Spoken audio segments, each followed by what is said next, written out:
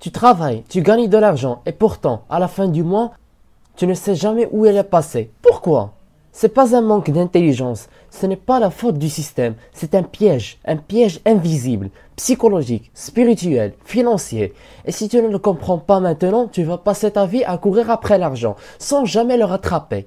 Aujourd'hui, je vais te montrer pourquoi ton argent disparaît, comment ce piège moderne est construit et surtout comment en sortir grâce à la psychologie, aux principes financiers solides et à la sagesse islamique. Il faut mettre en lumière le cycle invisible de la pauvreté mentale. Même si tu gagnes bien ta vie, tu peux être pauvre mentalement. La pauvreté mentale, c'est quand tu dépenses pour exister, pas pour construire.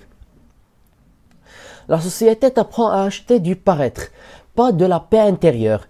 Et ce besoin d'acheter, c'est souvent une réaction émotionnelle à un vide. Tu crois que tu dépenses parce que tu le veux, et si c'était programmé?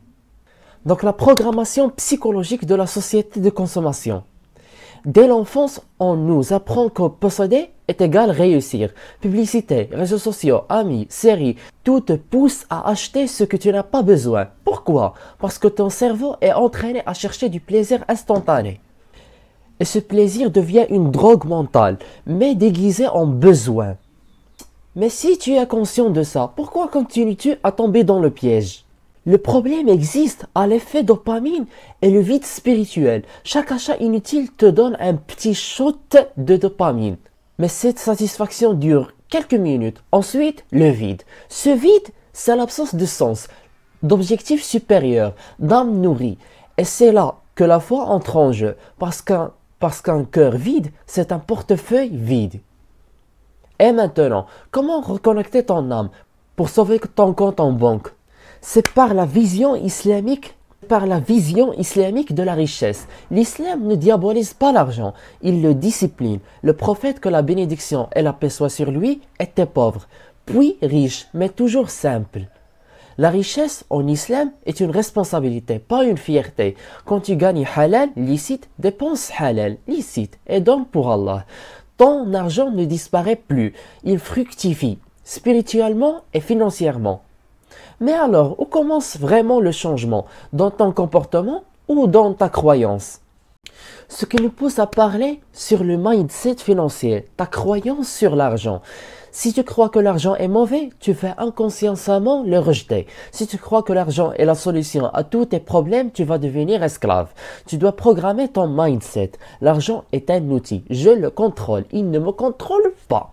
Je mérite d'être à l'aise, mais pas esclave de mes envies. Tu veux un changement visible? Commence par changer ce que tu crois invisible. Je te donne le plan financier simple mais puissant. Voici un plan de base que j'appelle la méthode des 3 C. Conserver, le premier C, c'est conserver. 50% de ton argent doit rester. Épargne, sécurité. Construire, le deuxième C. 30% pour investir dans ton savoir, dans ton projet, dans ton avenir.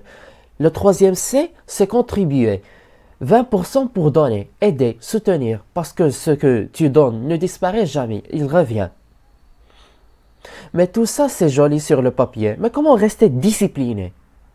On parle sur les pièges invisibles du quotidien. Tu te dis que tu vas juste acheter un truc, mais ce truc devient une habitude, et chaque habitude devient un trou. Voici les pièges à surveiller. Les abonnements inutiles, l'achat émotionnel après une mauvaise journée, la comparaison constante avec les autres, ne jamais dire non à toi-même. Et si tu faisais le contraire de la société, et si c'était ça, la vraie liberté? On discute sur le vrai sens de la liberté financière, en se concentrant sur la psychologie plus le foi. La vraie richesse, ce n'est pas ce que tu as, c'est ce dont tu peux te passer sans souffrir.